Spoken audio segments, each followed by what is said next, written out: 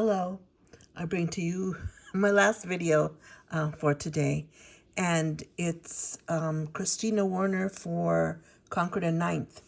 And I don't usually order Concord and Ninth. They're a little bit on the high end for me, but I love this collection. I absolutely loved it. I saw the cards and the things she made with it, and I was like, you know what? This is my splurge. So I got this. I absolutely love it. So Kristina Werner has videos using all this. So do some other people. They have videos using this collection. So, I encourage you to go look at them and then, make your own decision. But I really love their products.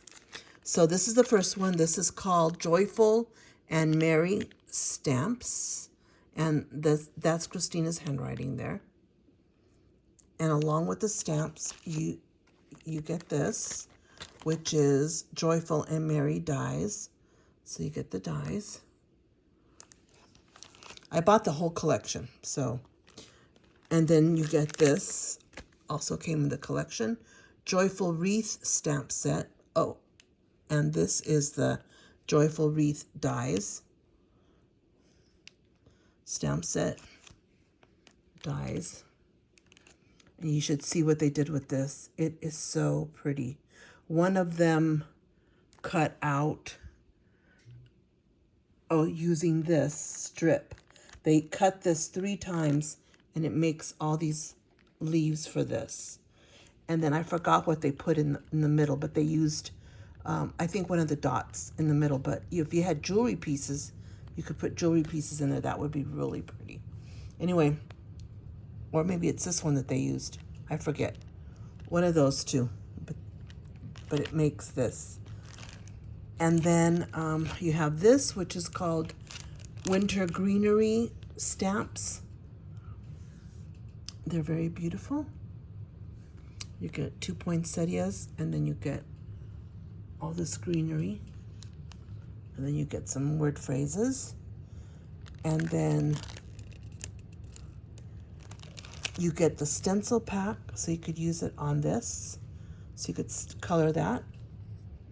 And it's 5 6x6 stencils. It's 5 of them. But it does all the pieces too. Look at that. That's pretty.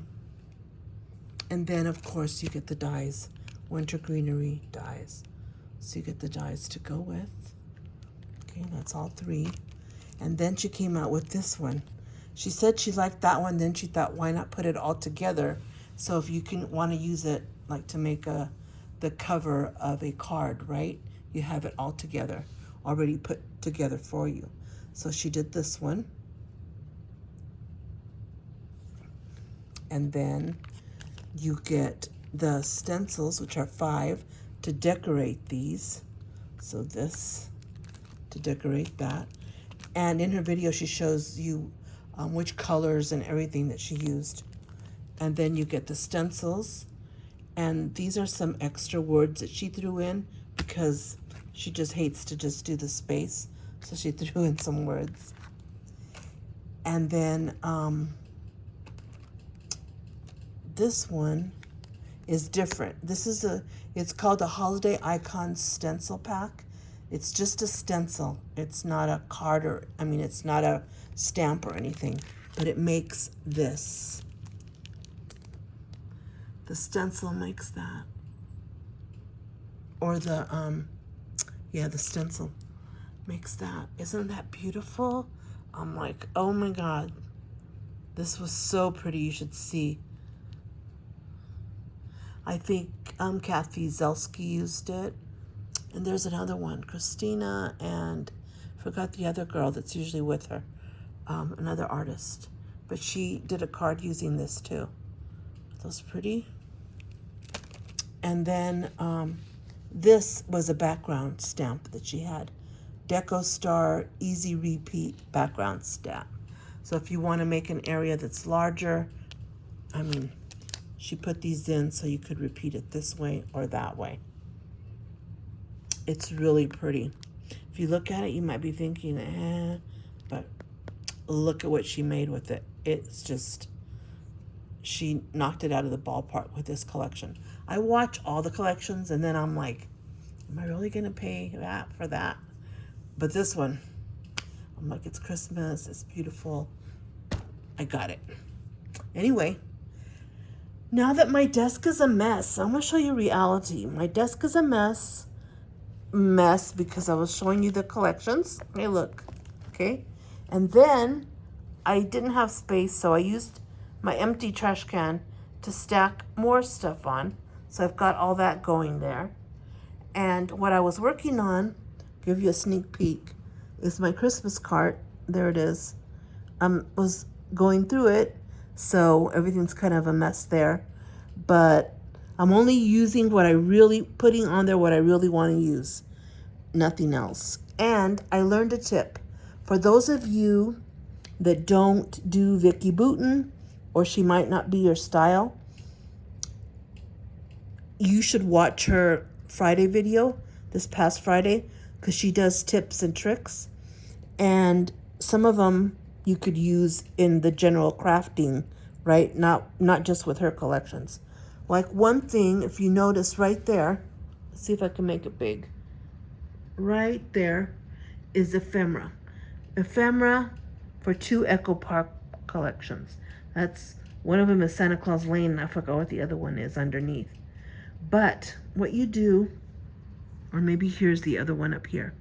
But what you do is you get big paper clips and you put like things together.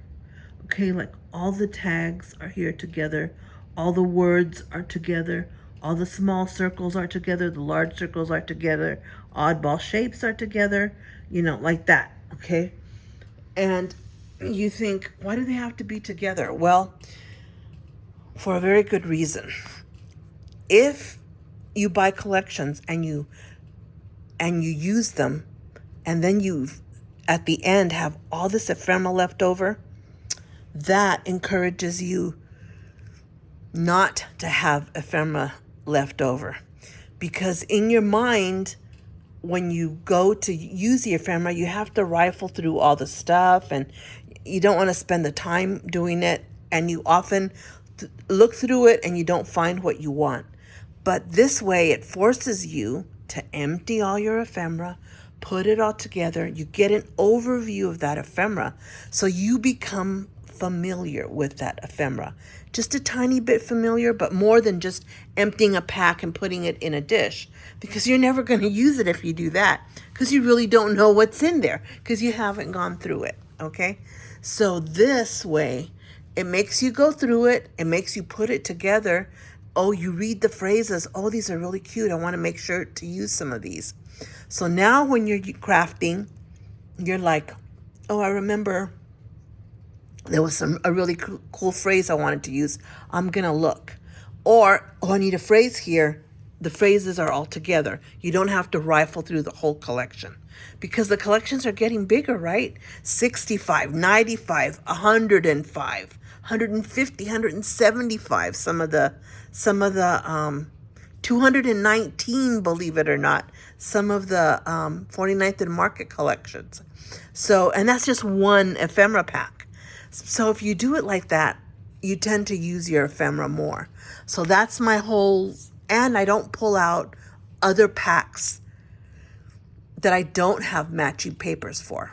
Like, if I'm going to use those 2 Echo Park collections, I'm going to pull out their ephemeras, and their tags and frames, and I'm going to organize them like that. And I'm going to put them in those little scrapbooking.com holders, okay? The plastic ones. You could see one right there. And if I use that collection, I can pull those out. They'll be ready, because I have a stack of them. I have like 12 of those, okay? So I can prepare. And so if there's another collection that I want to use, like this, like the one that I just showed you in the last video, the Hard Candy by Simple Stories, I'm going to go through today, probably while I'm watching football, the last football game today, and I'm going to sit here. I can watch football because the TV's right there, and I can sort that ephemera. It doesn't mean I'm going to use it right now. I'm not going to use it till December, but it's already ready. And I'm not thinking of any, I'm going to use a couple for Halloween. I'm going to use a couple for November Grateful. I may not open it right now, maybe a little bit too early, but you get the gist of what I'm saying. If you do that with your ephemera, it really helps. So that's something that I learned from her, from taking her class. Okay. Also learned not to take out all your laser cuts. If you're a 49th and Market collector, don't detach all that, because it's too fine to put together. It's very, very fine and delicate, and you don't want to mess it up. I'd put it in a 12 by 12 page, like a sheet protector, okay? And then store it with my other stuff, because it's too delicate and it'll bend easily. And so, but it's beautiful, right? That's why we buy it. It's detailed. We want the detail, but that doesn't come in ephemera, because it would get ruined, in the little package, because it's too delicate. So they do the laser cuts, which are delicate and intricate, but you can't disassemble them because they're going to mess them up. You're going to put them in a pile and they're all going to get stuck together. So the best way is to leave them in the sheet and put it in a sheet protector. Okay, I didn't mean to go on about this, but since I'm thinking about it, these are just tips. And they're tips that Vicki Boutin has given me in the last 2 months that I've been joining her in doing 12 by 12 layouts and stuff. Okay. So anyway, that's all I wanted to share, those two things with you, and the collections. Have a nice day. Thanks. Bye.